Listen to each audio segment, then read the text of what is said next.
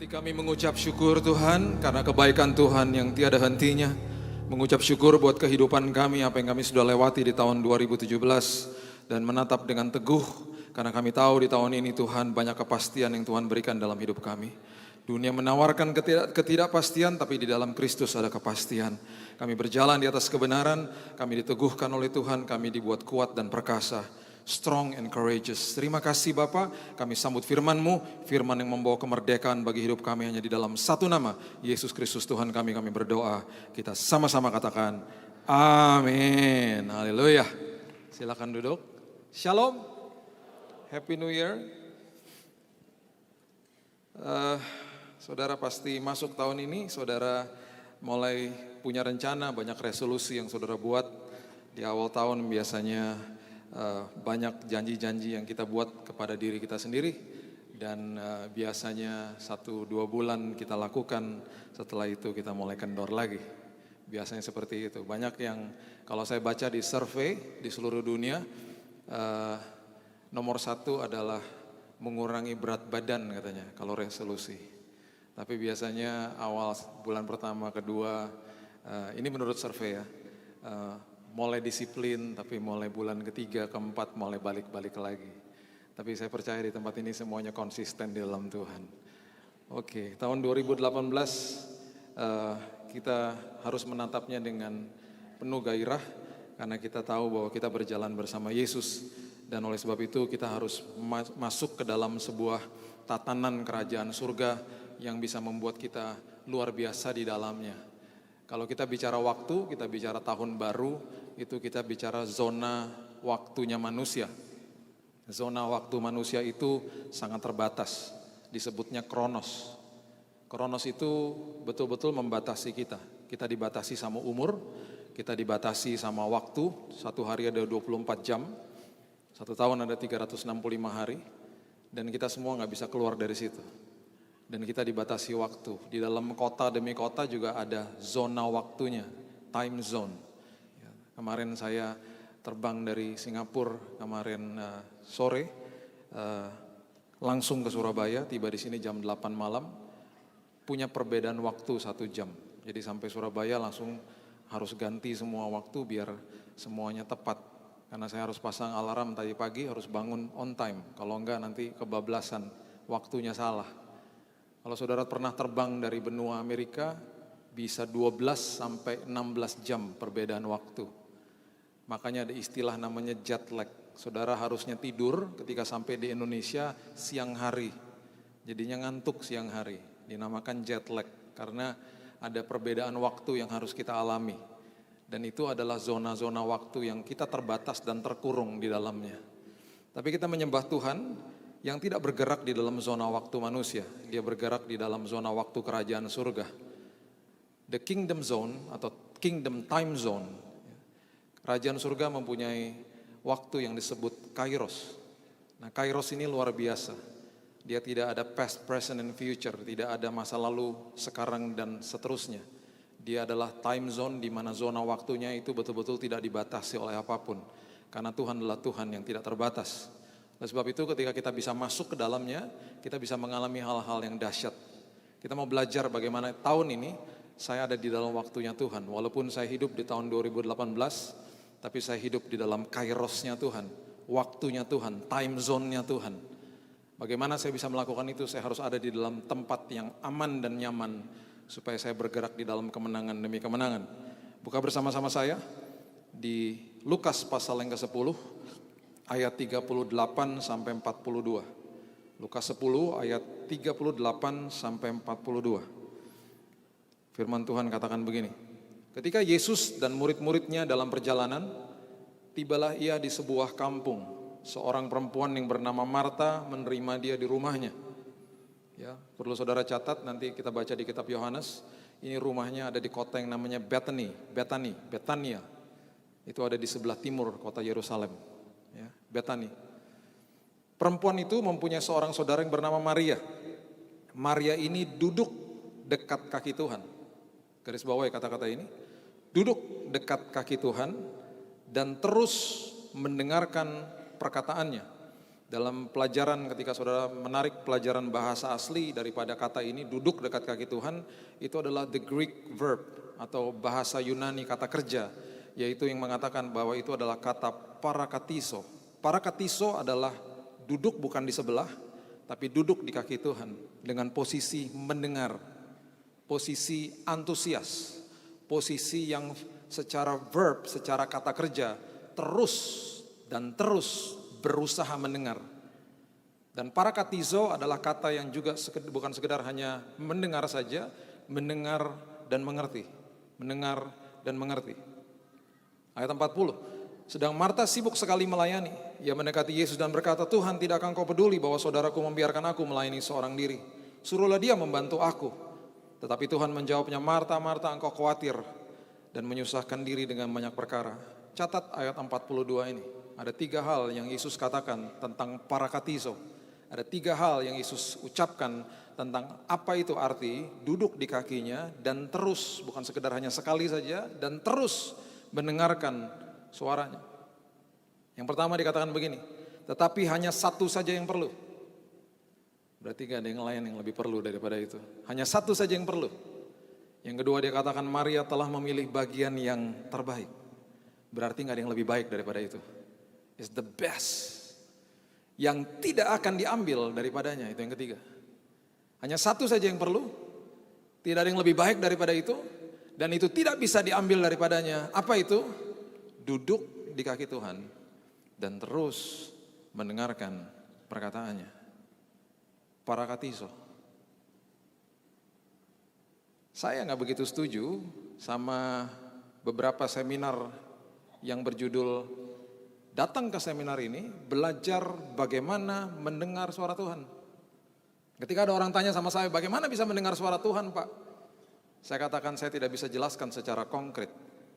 Saya nggak bisa jelaskan bahwa tutup mata, nanti engkau berdoa selama 2 menit, engkau akan dengar suara-suara pelan-pelan, kemudian engkau berdoa lagi, masuk lagi, dalam hadiratnya sekitar 15 menit, kau bisa mendengar tiba-tiba suara Tuhan. Kalau engkau mujur, mungkin dalam waktu setengah jam kau bisa melihat penampakan. Nggak ada formula seperti begitu. Kenapa anak-anak saya bisa mengerti bahasa tubuh saya? Kenapa anak-anak saya bisa mengerti ketika saya berkomunikasi dengan mereka? Kenapa anak-anak saya bisa mengerti ketika saya memberikan instruksi kepada mereka? Karena ada hubungan intim. Karena ada parakatizo. Karena ada duduk di kaki Tuhan dan terus mendengarkan suaranya. Dengan kata lain, dia bukan sekedar hanya mendengar, dia berusaha untuk mengerti. Itu parakatizo artinya. Ketika anak-anak masih kecil, mereka mulai hubungan intim dengan saya dan mamanya, dan kemudian kita mulai kasih tahu bahasa verbal dan non-verbal. Dan akhirnya betul-betul mereka bisa mengerti dan memahami apa yang kami suka dan apa yang kami tidak suka. Contoh, ketika mereka ada di dalam sebuah perkawinan, pesta, ketika mereka masih kecil-kecil, mereka mulai berlari-lari. Lari. Saya gak suka. Dari jauh saya gak teriak-teriak, saya gak perlu teriak-teriak sama mereka. Saya cuma liatin begini dari jauh. Mereka udah paham, langsung begitu. Dari jauh saya cuma begini. Dari jauh mereka begini. Oke. Terus saya cuma begini aja. Langsung lari ke sini. Jangan lari-lari dong. Oke, Dad. Tapi ke teman-teman aku, ya gak apa-apa ke teman-teman, tapi jangan lari. Ini pesta, hormati dong. Oke. Ini Bu Lydia kenal anak saya, kita ke Israel sama-sama. Dia ngerti bahasa tubuh saya sama dia. Bagaimana cara mendengar suara Tuhan? Hubungan intim. Makanya saya terus katakan begini, hubungan intim sama Tuhan bukan keharusan, gaya hidup. Keharusan adalah faktor eksternal. Saya gak pernah suka pakai istilah itu. Karena orang kalau diharuskan pasti berontak, pasti lupa, pasti capek sendiri karena diharuskan, karena gak lahir dari dalam sini. Tapi ketika itu menjadi gaya hidup, lifestyle, nagih. Duduk di kaki Tuhan, dengar suaranya, dan terus mendengarkan instruksinya, itu hanya satu yang perlu. Gak ada lain lagi yang lebih perlu daripada itu di tahun 2018. Gak ada lagi yang lebih terbaik daripada itu di tahun 2018. Dan itu tidak akan bisa diambil daripada saudara. tidak akan bisa diambil daripada saudara. Masuk ke dalam posisi itu adalah posisi yang paling aman dan nyaman dalam hidup saudara. Ada seorang violinist, seorang pemain biola yang sangat terkenal di dunia. Hebatnya luar biasa. Sekali konser di Washington DC, tiketnya bisa 13 juta. Karena ini pemain violinist, pemain biola yang sangat terkenal. Biolanya dia beli dari abad 18, harganya 53 M biolanya. Dan dia mau tes, dia mau tahu kira-kira orang memperhatikan dia atau tidak. Jadi 3 hari sebelum dia mengadakan konser akbar yang luar biasa di Washington DC di Amerika, dia turun ke stasiun subway, metro, kereta bawah tanah, dia turun di situ. Dan dia mengambil posisi sebagai seorang pengamen. Dia mulai mainkan biolanya di rush hour jam 7.30 pagi, jam 8 pagi. Dia mulai mengadakan sebuah konser kecil-kecilan di stasiun subway di bawah tanah. Tapi karena begitu banyak orang yang sibuk mondar-mandir kejar kereta dan mau kerja dan lain sebagainya, tidak ada satupun orang yang memperhatikan dia. He gave a 2-hour free concert. 2 jam konser gratis di situ. Yang harusnya saudara bayar 13 juta kalau nonton konsernya dia. Dia mainkan biola yang harganya 53 M dengan suara yang sangat merdu dan luar biasa. Hanya ada satu ibu yang tahu siapa dia. Dan ibu itu stop. Terkagum-kagum. Wow, Anda adalah orang yang 3 hari lagi akan konser. Ya. Wow. Dia berdiri depan ibu itu, depan bapak itu. Dia nonton konser gratis selama 2 jam. Yesus selalu ada di situ. Dia selalu ada di dalam ruangan itu, menunggu saudara untuk datang duduk di kakinya. Tapi seringkali kita menyibukkan diri kita dengan hal-hal yang tidak perlu. Kita bersandar kepada kekuatan kita sendiri. Dan kekuatan kita sangat terbatas. Kita nggak ngerti bahwa ada sebuah kekuatan yang tidak ada batasnya di dalam zona waktu yang juga tidak ada batasnya. Karena di dalam zona waktu kerajaan surga dia telah menyiapkan perkara yang luar biasa indahnya bagi saudara. Masuk tahun 2018, belajar untuk duduk di kaki Tuhan dan terus mendengarkan suara dia. Belajar mendengar suara dia. Makin intim, makin cakap pendengarannya. Makin intim, makin tajam pendengarannya di dalam Tuhan. Saking sukanya Yesus dengan apa yang dilakukan oleh Maria. Beberapa hari sebelum dia naik di kayu salib, dia kembali datang ke rumah itu. Yohanes mencatat begini, Yohanes 12 ayat 1 sampai 8 sampai 7 maksud saya, mengatakan begini. 6 hari sebelum Paskah Yesus datang ke Betani, tempat tinggal Lazarus yang dibangkitkan Yesus dari antara orang mati. Di situ diadakan perjamuan untuk dia dan Marta melayani, sedang salah seorang yang turut makan dengan Yesus adalah Lazarus. Maka Maria mengambil setengah kati minyak narwastu murni yang mahal harganya, lalu meminyaki kaki Yesus dan menyekanya dengan rambutnya, dan bau minyak semerbak di seluruh rumah itu. Minyak narwastu harganya sangat mahal dan yang kecil saja kalau tumpah itu bisa seminggu nggak hilang-hilang. Ini setengah kati diusapkan, diseka di atas kaki Yesus. Ayat berikutnya, tetapi Yudas Iskariot, seorang dari murid-murid Yesus yang akan segera menyerahkan dia, berkata, mengapa minyak narwastu ini tidak dijual 300 dinar, uangnya diberikan kepada orang-orang miskin. Hal itu dikatakan bukan karena ia memperhatikan nasib orang-orang miskin, melainkan karena ia adalah seorang pencuri. Ia sering mengambil uang yang disimpan dalam kas yang dipegangnya. Perhatikan ayat yang ke-7, respon daripada Yesus. Dikatakan begini, maka kata Yesus, biarkanlah Maria melakukan hal ini mengingat hari penguburanku. Ini ada sebuah pernyataan yang luar biasa yang pada hari itu saya yakin Maria juga nggak ngeh dan nggak sadar. Kenapa? Karena rupanya pernyataan ini adalah pernyataan favor. Sebuah perkenanan Tuhan yang luar biasa yang diberikan hanya satu-satunya kepada wanita Yahudi, yaitu kepada Maria. Merupakan kehormatan yang luar biasa bagi wanita-wanita Yahudi untuk membubuhi rempah-rempah atau wangi-wangian kepada tubuh jenazah kerabat, sahabat atau keluarga mereka. Makanya ada 3 wanita datang ke kubur Yesus, mau memberikan rempah-rempah wangi-wangian ini ke atas tubuh Yesus. Apakah mereka menemukan Yesus? Tidak. Karena Yesus sudah bangkit. Satu-satunya wanita yang mendapatkan perkenanan Tuhan untuk membubuhi wangi-wangian atas tubuh Yesus. Sampai ada pernyataan ini keluar dari mulut dia. Biarkan dia lakukan ini untuk mengingat hari penguburanku. Itu hanya Maria. Karena rupanya beberapa hari setelah peristiwa ini, Yesus naik ke kayu salib. Dan rupanya wangi-wangian itu yang dibubuhi sama Maria tidak hilang sampai hari penguburannya. Satu-satunya wanita yang mendapatkan perkenanan Tuhan, favornya Tuhan adalah Maria. Masuk ke dalam zona waktunya Tuhan. Saudara akan diberikan perkenanan Tuhan di tahun 2018. Duduk di kaki Tuhan, para katizo, terus belajar dengar instruksi Tuhan. Karena banyak instruksi yang dia mau berikan kepada saudara, supaya saudara berjalan dalam jalur yang benar di tahun ini. Banyak instruksi yang dia mau berikan, nanti aku akan mempertemukan engkau dengan jejaring yang tepat, kesempatan yang tepat.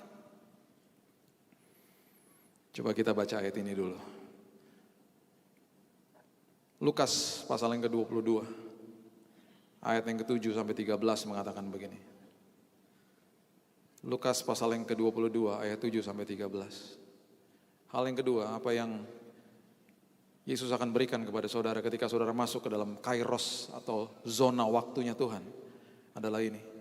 Lukas 22 ayat 7. Maka tibalah hari raya roti tidak beragi, yaitu hari di mana orang harus menyembelih domba Paskah. Perhatikan kalimat ini.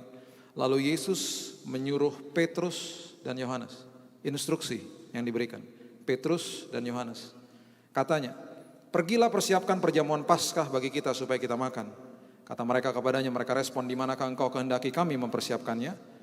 Instruksi berikutnya, jawab Yesus, apabila kamu masuk ke dalam kota, kamu akan bertemu dengan seorang yang membawa kendi berisi air. Ikutilah dia ke dalam rumah yang dimasukinya. Catat ayat ini. Orang yang membawa kendi berisi air, ikuti dia supaya engkau menemukan rumah itu. Dan katakanlah kepada tuan rumah itu, ayat 11, guru bertanya kepadamu, di manakah ruangan tempat aku bersama-sama dengan murid-muridku akan makan Paskah? Lalu orang itu akan menunjukkan kepadamu sebuah ruangan atas yang besar, yang sudah lengkap. Disitulah kamu harus mempersiapkannya. Ini semua instruksi yang Tuhan berikan. Perhatikan ayat 13. Maka berangkatlah mereka, Petrus dan Yohanes. Dan perhatikan kalimat ini. Dan mereka mendapati semua seperti yang dikatakan Yesus kepada mereka. Lalu mereka mempersiapkan Paskah. Jangan percaya perkataan orang. Jangan percaya perkataan siapapun. Percaya perkataan Yesus. Karena perkataan dia tidak akan kembali dengan sia-sia. Perkataan dia adalah ya dan amin. Perkataan dia yang disampaikan, instruksi yang disampaikan pasti akan ditemui semuanya seperti yang dikatakannya. Pada saat itu nggak ada sistem komunikasi. Pada saat itu nggak ada smartphone. Waktu saat itu nggak bisa Petrus sama Yohanes janjian sama si pembawa kendi air. Karena kalau nggak ketemu sama si pembawa kendi air, nggak ketemu sama rumahnya. Kuncinya apa? Ketemu sama si pembawa kendi air. Alkitab tidak mendokumentasikan lebih detail lagi di persimpangan mana mereka harus ketemu. Alkitab tidak mendokumentasikan ada di jalur mana mereka harus ketemu. Si pembawa kendi air kan banyak waktu saat itu. Kendinya warna apa? Dia pakai jubah apa? Alkitab tidak mendokumentasikan, tapi saya percaya akan lebih banyak detail yang diucapkan Yesus kepada dua muridnya ini. Karena pada akhirnya dikatakan mereka mendapati semua seperti yang dikatakan Yesus. Saat ini gampang. Pada saat itu nggak ada smartphone, nggak ada telepon, mereka nggak bisa kontak-kontak. Kamu katanya pembawa kendi air yang begini ya. Aku disuruh Yesus ketemu kamu jam sekian ya, jangan telat ya. Kalau kamu datang duluan tungguin ya. Di persimpangan mana sih kamu lewatnya? Mereka semuanya mengandalkan perkataan Yesus. Saat ini kalau saudara mau ketemu sama orang, mau meeting gampang. Saudara nggak pernah ketemu sama orangnya juga gampang karena ada telepon. Orang mau ketemu sama saya juga gampang ke tempat umum kalau belum pernah ketemu. Bapak yang mana Pak? Ini Pak, saya baru masuk pintu Pak. Lihat Pak, nah itu Pak. Yang mengkilat-mengkilat Pak. Nah, lihat gak? Oh iya Pak, Bapak mana Pak? Saya di ujung Pak, pakai baju kotak-kotak Pak. Langsung gampang ketemu. Easy. Dulu gak gitu. Mereka harus mengandalkan perkataan Yesus. Saat ini kita gak mengandalkan perkataan Yesus. Kita mengandalkan perkataan media, kita jadi ketakutan. Kita mengandalkan perkataan orang, kita jadi ketakutan. Kita gak belajar melatih para katizo, kita gak belajar untuk duduk di kaki Tuhan. Dan kita masuk tahun 2018 kita ketakutan. Padahal dikatakan semua seperti yang dikatakan dia. Saudara, akhirnya mereka ketemu sama si pembawa kendi air dan ketemu sama rumah itu. Kalau saudara dengar suara Tuhan, belajar hubungan intim sama Tuhan, tahun ini saudara akan dipertemukan dengan jejaring, dengan orang, dengan network yang tepat dalam hidup saudara. Saudara akan dipertemukan dengan kesempatan, opportunity yang tepat. Karena apa? Orang, jejaring, kesempatan itu semuanya letaknya ada di dalam kairosnya Tuhan. Zona waktunya kerajaan surga. Makin saudara hubungan intim, duduk dekat kaki Tuhan, para katiso saudara lakukan, saudara akan masuk ke dalam zona waktunya Tuhan. Dan di dalam kairosnya Tuhan, saudara akan menemukan keberhasilan demi keberhasilan. Semua kepastian demi kepastian ada di dalam situ. Pengkhotbah mencatat dengan sangat jelas. Pengkhotbah 9 ayat yang ke-11. Lagi aku melihat di bawah matahari bahwa kemenangan perlombaan bukan untuk yang cepat. Keunggulan perjuangan bukan untuk yang kuat. Dan roti bukan untuk yang berhikmat. Kekayaan bukan untuk yang cerdas. Karunia bukan untuk yang cerdik cendekia. Karena waktu dan nasib dialami mereka semua. Waktu dan nasib bicara soal time and chance bahasa Inggrisnya. Dan dalam bahasa Ibrani dikatakan alaf dan taf, bahasa Yunani dikatakan alfa dan omega, bahasa Indonesianya awal dan akhir. Awal dan akhir dari kehidupanmu, ketika engkau masuk ke dalam zonanya Tuhan, ketika engkau menemui keberhasilan itu bukan karena engkau lebih kuat, bukan karena engkau lebih berhikmat, bukan karena engkau lebih cerdas. Itu semuanya karena Tuhan. Tahun 2018 di ujung tahun ini, engkau akan menikmati keberhasilan yang luar biasa dalam hidupmu. Kau akan menikmati rencana Tuhan, rancangan Tuhan terjadi atas hidupmu. Dan di ujung tahun ini kesaksian kita akan katakan, Tuhan terima kasih. Semuanya bukan kuat dan gagah saya. Karena saya ada di dalam time zone-nya Tuhan. Masuk dalam kairosnya Tuhan. Semua kemuliaan bagi Tuhan. Karena di dalam time zone-nya Tuhan, di dalam waktunya Tuhan. Ada kesempatan yang dia sudah siapkan bagi saudara. Ada jejaring demi jejaring yang dia sudah siapkan bagi bisnis usaha saudara. Bagi pelayanan saudara. Yang masih single-single jangan dengar khotbah ini besok pulang bilang, oh pembawa kendi air. Ada tukang aqua datang ke rumah, itu pembawa kendi air, main-main mata sama dia. Pembawa kendi air ya jangan-jangan kamu jodoh saya. Bukan gitu ya. Pembawa kendi air, orang yang tepat Tuhan akan kirim dalam hidup saudara. Saudara, tahun 2000 saya diminta sama Tuhan. Tuhan berikan visi dalam hidup saya untuk memimpin industri rohani Indonesia. Industri rohani itu dalamnya ada toko buku rohani, penerbitan, televisi rohani, talk show, radio, dan lain sebagainya. Dan ada distributor, ada UKM yang jumlahnya sampai ribuan. Dan industri ini gak pernah ada asosiasinya. Industri ini berdiri sendiri dan kemudian tahun 2000 Tuhan katakan, ayo buat, karena industri ini adalah industri yang menopang gereja. Ketika gereja butuh Alkitab, gereja lari ke industri rohani, gereja butuh kaset-kaset atau buku atau peralatan gereja, sekolah minggu dan lain sebagainya, gereja akan lari ke industri rohani. Dan industri ini tidak terregulasi, industri ini masih kacau balau, masih berdiri sendiri-sendiri, ada pembajakan juga terjadi dan lain sebagainya. Ayo diluruskan. Jadi akhirnya saya panggil teman-teman dari semua industri rohani, kita kumpul dan kita mulai ngobrol. Mereka bilang, Pak, karena ini visi yang Tuhan berikan kepada Bapak pimpin aja Pak, Bapak jadi presidennya Pak, asosiasi. Oke, saya jalankan itu, dan kemudian saya bilang, Tuhan udah terbentuk ya, kita buat sistem diskon yang tepat, kita buat regulasi yang membajak produk, kita singkirkan, kita berikan teguran dan lain sebagainya, jadi kita buat bersih pokoknya, industri rohaninya. Kita buat dengan integritas ilahi.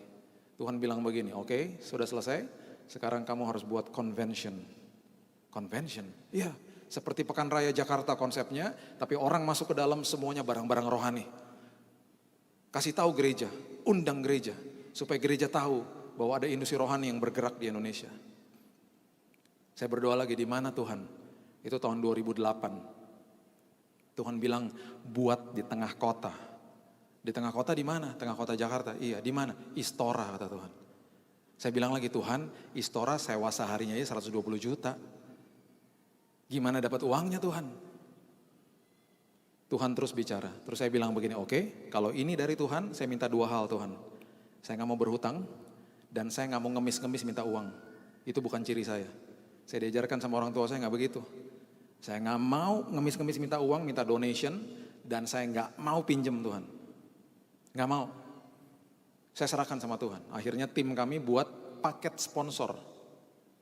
Karena dari sewa booth-nya aja nggak cukup uangnya. Paket sponsor.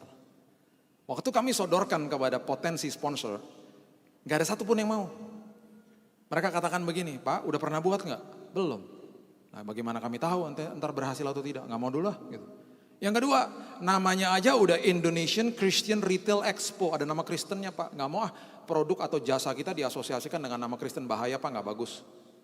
Tolak sama semua. Nggak ada sponsor. Ketar-ketir nggak? Oh jelas. Seminggu sebelum acara dimulai, saya dipanggil ke Mabes Polri. Pak kami mau memberikan izin keramaian. Tapi ini acara apa ya Pak ya? Kalau KKR kami tahu Pak, ini acara apa Pak? Nggak pernah ada di Indonesia. Betul Pak, ini seperti Pekan Raya Jakarta Pak, PRJ. Tapi ketika Bapak masuk ke dalamnya Pak penuh dengan barang-barang rohani Pak, hanya barang-barang rohani Kristen Pak. Oh gitu, ngerti. Dibuatkan, seminggu sebelumnya keluar izin keramaian. Dana masih tekor. Seminggu sebelum itu, ada teman saya yang udah lama saya gak pernah ketemu. Dia telepon saya. Dia bilang gini, Bill, kamu lagi buat acara ya? Aku dengar. Iya, ini aku baru lewat di Jalan Sudirman. Umbul-umbulnya di mana-mana. Ya, udah beres semuanya. Udah, saya bilang gitu. Keuangannya udah beres. Nah, itu belum, saya bilang gitu. Kamu kenapa nggak ngomong? Ya, saya malu ngomongnya. Saya nggak tipe minta-minta soalnya. Berapa sisanya? Saya sebutkan angkanya. Dia bilang gini loh, aku tuh telepon karena aku tergerak. Besok datang deh ke kantor atau kirim orang juga nggak apa-apa. Aku tutup semuanya ya. Terus saya bilang gini loh, jangan. Ntar saya balikinnya gimana? Orang ini sponsor aja gak ada. Gak usah balikin. Saya mau nabur kok. Dan jangan sebut nama saya. Acaranya berhasil tanpa hutang. Di cover sama Tuhan. Bagi saya, dia adalah si pembawa kendi air yang Tuhan kirim tepat pada waktunya. Dia adalah pembawa kendi air yang lewat dalam hidup saya. Dan saya dipertemukan sama dia. Habis setelah acara itu gak pernah ketemu lagi. Gak pernah ketemu lagi. Cuman kontak-kontak lewat WA aja, gak pernah ketemu lagi. 6 bulan setelah itu saya dipanggil ke Amerika. Karena yang hadir di acara itu 15.000 orang. Di Amerika selalu setiap tahun kami punya acara bersama-sama karena semua asosiasi dari seluruh dunia kumpul. Dan mereka membuat acara besar tahunan di sana. Yang waktu saya hadir, dari Indonesia, saya dari Indonesia dipanggil ke depan. Dia bilang begini, kami mau memberikan penghargaan bagi Indonesia. Dan kami minta supaya Bapak ini memberikan speech di depan. Karena kami mau menyatakan bahwa convention pertama yang diadakan di Indonesia, convention Kristen itu adalah convention yang terbesar di Asia. Mengalahkan Singapura, Hong Kong, Korea, dan lain sebagainya, sudah bertahun-tahun mengadakan begitu. Kami mau tahu, kok negara di mana kalian itu minoritas, kok bisa buat convention besar begitu? Saya maju di atas, saya bilang begini. Itu bukan karena saya lebih cerdas, bukan karena saya lebih kuat, bukan karena saya lebih berhikmat. Saya kutip Pengkhotbah 9 ayat 11. Alaf dan Taf, Alfa dan Omega, awal dan akhir, semuanya karena Tuhan. Bukan karena saya. Semuanya karena saya masuk di dalam time zona waktunya Tuhan. Masuk di dalam kairosnya Tuhan. Saya pulang dari sana, lega hati saya bilang, Tuhan utang lunas ya. Selesai ya Tuhan. Tuhan bilang begini, enak aja. Itu baru permulaan. Sekarang harus siap-siap buat yang kedua. Aduh Tuhan. Tahun 2009 saya datangin Mabes Polri ke teman-teman, saya bilang, Pak gimana Pak kalau buat tahun ini? Jangan Pak, ini tahun pemilu Pak, jangan Pak, jangan tahun ini Pak. Saya keluar dari Mabes Polri, hati saya senangnya minta ampun. Terima kasih Tuhan, kalau perlu tiap tahun pemilu aja Tuhan, gak usah buat lagi. Gak bisa ngeles, akhirnya tahun 2011 harus buat yang kedua. Yang kedua Tuhan bilang jangan buat di Istora, sekarang buat di Kelapa Gading. Kelapa Gading kalau saudara pernah ke Jakarta adalah tempat di Indonesia di mana orang Kristen per kapita terbesar ada di situ. Gereja per kapita terbesar jumlahnya juga ada di daerah perumahan itu. Ada 167 pintu gereja, ada 400 kebaktian yang terjadi di Kelapa Gading setiap hari Minggu. Itu sudah seperti Holy Land. Kalau saudara nggak punya uang ke Israel, pergi Kelapa Gadingnya itu udah Holy Land juga di situ. Semua ministry besar, semua gereja-gereja besar punya markas di sana. Perputaran uang nomor 1 di Indonesia ada di Kelapa Gading. Semua waralaba ada di sana, semua bank ada di sana, dan mallnya saja ada 5 di sana. Luar biasa tempat itu. Sekarang sedang dibangun LRT ya, lewatin tempat itu. Jadi Tuhan bilang buat di situ, namanya Mall of Indonesia, buat di ground floor-nya. Saya bilang oke Tuhan, hal yang sama terjadi lagi. Gak ada sponsor yang mau. Dan saya bilang lagi 2 hal, kondisi Tuhan, gak mau hutang, gak mau minta-minta Tuhan. Saudara, persis seperti yang pertama, seminggu sebelum itu ada seorang ibu yang saya juga baru pertama kali ketemu sama dia itu baru 1 tahun sebelumnya. Dia telepon saya, dia katakan, Pak mau buat acara ya, saya dengar. Bapak ketemu ya, presentasiin kepada saya. Saya ngobrol sama dia 10 menit, dan kemudian dia bilang, Pak saya tutup sisanya, jangan sebut nama saya. Acaranya tertutup, gak ada hutang, yang hadir 40.000 orang. Dan waktu acara itu terjadi, saya kembali dipanggil ke Amerika. Saya dipanggil ke sana, karena mereka mendengar pihak mallnya sampai heboh. Karena mereka katakan, pihak mall katakan gak pernah kita buat acara yang seramai ini. Sampai valet parkingnya aja udah gak bisa lagi terima. Itu kalau saudara tahu daerah situ sebelahnya ada daerah perumahan namanya Sunter, itu macetnya sampai ke sana. Mereka katakan, Pak kita pernah buat konser band Dewa di sini. Gak serame ini Pak. Ini sampai ngebludak orangnya datang semua. Saya dipanggil ke sana lagi dan waktu acara di Amerika itu ada Pak Reinhard Bonnke dan lain sebagainya. Ada upacara yang sudah disiapkan bagi Indonesia. Dan saya juga dikejutkan karena mereka lakukan itu surprise. Dan saya dipanggil ke depan lagi dan pada hari itu saya diberikan award atau penghargaan tertinggi dari asosiasi Kristen di dunia, namanya Peter Gunther Award. Itu hanya diberikan 1 tahun sekali kepada orang yang dianggap berprestasi menurut mereka begitu. Itu diberikan kepada saya, besar. Kemudian saya disuruh kasih speech lagi. Apa yang saya katakan sama dengan tahun 2008. Karena mereka katakan begini, ini kami berikan penghargaan karena kali ini Indonesia mengadakan second convention, yang convention yang kedua. Bukan lagi terbesar di Asia, tapi terbesar di dunia.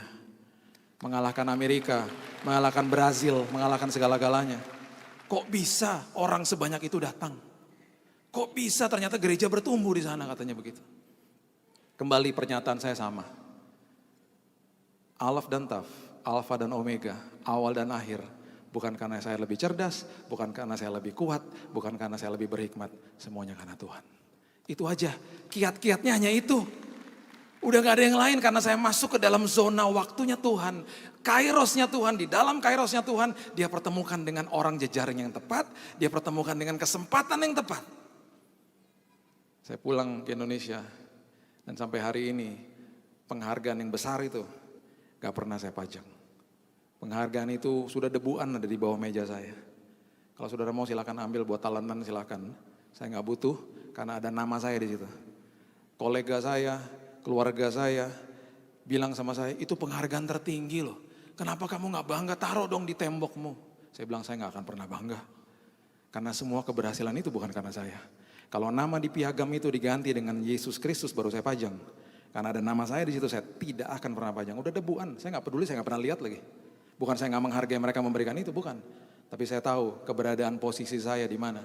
Karena semua keberhasilan itu karena Kristus. Semuanya karena Tuhan, semuanya karena saudara dan saya masuk ke dalam zona waktunya Tuhan. Yuk kita parakatiso tahun ini.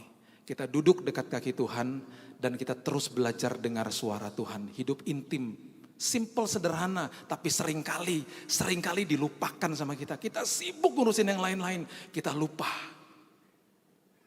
Kita lewati orang yang lagi konser, kasih konser gratis. Kita lupa, dia tunggu di ruangan itu. Kalau saudara datang meeting, seringkali saudara datang orangnya belum datang. Tapi ketika saudara masuk ke dalam ruangan itu, di mana saudara berhubungan intim dengan Tuhan, dia tidak pernah telat. Dia selalu ada di situ, dia tunggu saudara. Yang telat siapa? Kita yang telat. Duduk di kaki Tuhan dan terus dengarkan suara Tuhan. Saya tutup dengan kebenaran ini saudara. Ironis, tapi saya percaya di tempat ini gak begitu. Markus 4 ayat 35 sampai 41 mengatakan begini. Markus 4 ayat 35 sampai 41. Murid-murid Yesus yang dekat dengan Tuhan. adalah gambaran bagaimana gereja yang selalu mengatakan bahwa saya juga dekat dengan Tuhan. Saya datang ke gereja, tapi banyak orang di gereja tidak mengerti bagaimana mereka hidup intim. Mereka nggak ngerti mereka duduk di kaki Tuhan. Mereka nggak ngerti bagaimana mereka belajar mendengarkan suara Tuhan. Markus 4 ayat 35, pada hari itu waktu hari sudah petang, Yesus berkata kepada mereka, marilah kita bertolak ke seberang. Perhatikan kalimat ini, marilah kita bertolak ke seberang. Yang keluarkan kata-kata itu siapa? Yesus. Ketika Yesus mengeluarkan sebuah kata, itu adalah firman yang tidak akan kembali dengan sia-sia. Harusnya murid-muridnya sadar, harusnya murid-muridnya kenal siapa dia, harusnya murid-muridnya tahu bahwa firman yang dikeluarkan tidak akan kembali dengan sia-sia, itu ada bobotnya. Berbobot, has a weight on it, ada anointing on it. Jadi waktu Yesus katakan marilah kita bertolak ke seberang, itu ada artinya. Gak seperti waktu saya katakan, kalau saya katakan yuk kita bertolak ke seberang, saya nggak pernah bisa kasih jaminan sama saudara bahwa kita pasti sampai ke seberang dengan selamat, nggak bisa. Tapi ketika Yesus yang bicara marilah kita bertolak ke seberang, itu artinya kita pasti sampai ke seberang dengan selamat. Karena Yesus yang kasih tahu, Yesus yang ngomong, Yesus yang bicara, firman yang keluar. Setiap kali firman yang keluarkan dari mulutnya ada jaminan. Kenapa dia katakan begini? Karena memang dia mungkin sedang capek, dia sebentar lagi akan mau tidur. Apakah dia tahu akan ada badai? Tahu. Apakah dia tahu sebentar lagi akan badai menyembur masuk ke dalam perahu itu? Dia tahu nggak? Tahu, dia maha tahu kok. Dia tahu, oleh sebab itu dia keluarkan firman-Nya. Supaya apa? Firman-Nya memproteksi mereka semuanya. Itu maksudnya. Ini ayat ini walaupun sepotong bobotnya luar biasa. Murid-muridnya nggak sadar. Cuman dianggap kata-kata biasa, marilah kita bertolak ke seberang. Seperti kata-kata orang biasa, enggak, ini keluar dari mulut dia kok. Marilah kita bertolak ke seberang, kalau Billy Lantang yang mengeluarkan kata-kata itu, nggak ada jaminan. Tapi kemarilah kita bertolak ke seberang, kalau Yesus yang mengeluarkan kata-kata itu sama dengan kita pasti sampai ke seberang dengan selamat. Itu bedanya. Ayat 36. Mereka meninggalkan orang banyak lalu bertolak membawa Yesus beserta dengan mereka dalam perahu di mana Yesus telah duduk. Dan perahu-perahu lain juga menyertai dia. Nah terjadi nih. Lalu mengamuklah taufan yang sangat dahsyat. Ombak menyembur masuk ke dalam perahu sehingga perahu mulai penuh dengan air. Pada waktu itu Yesus sedang tidur di buritan di sebuah tilam. Kalau murid-muridnya sadar dan ngerti kata-kata dia, marilah kita bertolak ke seberang yang artinya kita pasti sampai ke seberang dengan selamat. Jangan dibangunin. Jangan dibangunin, pasti sampai kok ke seberang dengan selamat walaupun ombaknya menyembur masuk. Ini enggak. Dalam statusnya sih kayaknya dekat sama Yesus, tapi nggak ngerti perkataan Yesus. Ketakutan nggak mereka? Ketakutan akhirnya. Maka murid-muridnya membangunkan dia, ayat 38, dan berkata kepadanya, Guru, engkau tidak peduli kalau kita binasa. Ayat 39, bangunkan Yesus, bangun. Ya pun bangun, menghardik angin itu dan berkata kepada danau itu, diam, tenanglah. Harusnya nggak harus begini. Walaupun nggak tenang danau itu tetap aja mereka sampai ke seberang dengan selamat kok. Lalu angin itu reda, danau itu menjadi teduh sekali. Perhatikan kalimat-kalimat berikut ini. Ada dua pernyataan Yesus katakan. Lalu ia berkata kepada mereka, mengapa kamu begitu takut? Yang kedua, mengapa kamu tidak percaya? Mengapa kamu takut? Mengapa kamu gak percaya? Kan aku udah bilang dari awal tadi, marilah kita bertolak ke seberang. Gak ngerti artinya. Makanya kalau yang naik perahu itu jemaat Betaningin dan pasti ayatnya berubah bedanya, betul? Karena saudara semua ngerti apa yang Yesus katakan, amin. Saudara gak akan bangunkan Yesus, ayatnya berbeda pasti. Yesus bertolak ke seberang dengan jemaat Betaningin dan ibadah jam 9.30 lebih tepatnya. Ya kan Yesus katakan begini, marilah kita bertolak ke seberang.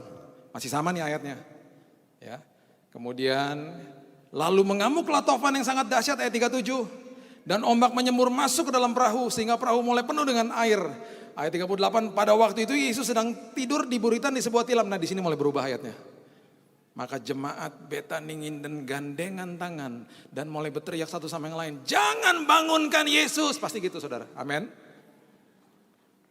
Jangan bangunkan Yesus. Ada jemaat satu yang datangnya cuman kalau lagi Paskah sama Natal doang, imannya nggak pernah bertumbuh. Dia sendiri yang berteriak, bangunin dong yang benar aja. Semuanya berteriak, jangan. Tadi dia udah berfirman, marilah kita bertolak ke seberang. Semuanya pada begini-begini pegangan tangan. Yang artinya adalah semuanya rame-rame katakan, kita pasti sampai ke seberang dengan selamat. Gitu-gitu. Wow, menyembur masuk, udah banjir di dalam perahu. Mereka terus berlayar dan akhirnya kapalnya sampai ke seberang dengan selamat. Di situ baru Yesus bangun. Dia bangun dan dia katakan, wahai jemaat Betaningin dan besar imanmu, luar biasa engkau. Dahsyat engkau. Karena engkau mengerti instruksiku, engkau mengerti apa yang aku katakan. Karena engkau selalu intim denganku. Tahun 2018 akan ada badai. Pasti ada badai. Tapi saya percaya ketika saudara masuk ke dalam zona waktunya Tuhan, saudara dan saya sampai ke seberang dengan selamat. Saudara pasti berhasil, saudara pasti luar biasa, dapat kemenangan dari Tuhan, perkenanan Tuhan, ketemu dengan jejaring yang tepat, dan ketemu dengan kesempatan demi kesempatan yang luar biasa yang Tuhan sudah siapkan di dalam kairosnya Tuhan, dalam zona waktunya Tuhan. Dan di ujung tahun ini dengan bangga saudara katakan, terima kasih Tuhan. Semua keberhasilan karena Alaf dan Taf, Alfa dan Omega, awal dan akhir, bukan karena saya, karena Tuhan. Karena Tuhan. Tahun 2018 menjadi luar biasa Tuhan, karena Tuhan. Mari kita tundukkan kepala saudara, kita berdoa. Terima kasih Tuhan, terima kasih Yesus. Kami belajar bagaimana kami duduk di kaki-Mu itu Tuhan. Engkau sendiri mengatakan tidak ada lagi yang lebih perlu daripada itu. Tidak ada lagi yang lebih terbaik daripada itu Tuhan. Dan itu tidak akan pernah bisa diambil daripada kami. Oleh sebab itu Tuhan ajari kami di tahun ini. Kami makin mempertajam doa kami kepada Tuhan. Hubungan intim kami kepada Tuhan. Duduk di kaki Tuhan dan terus mendengarkan suara Tuhan. Parakatiso. Dan belajar untuk mendengar suara Tuhan. Dan kami percaya Tuhan perkenanan Tuhan terjadi. Jejaring yang tepat Engkau akan kirim.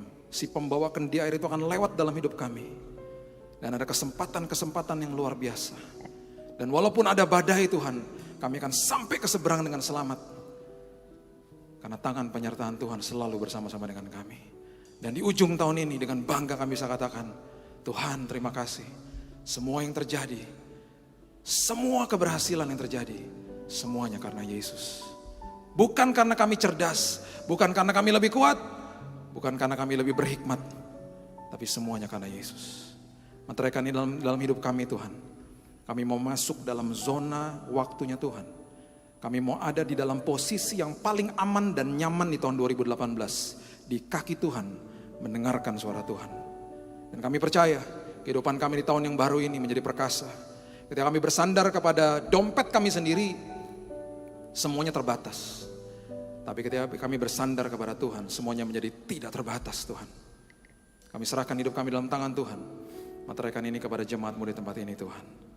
Dan hanya di dalam satu nama Yesus Kristus kami sudah berdoa, mengerti dan juga diberikan kuasa untuk melakukan firman Tuhan. Dan kita sama-sama kita katakan amin.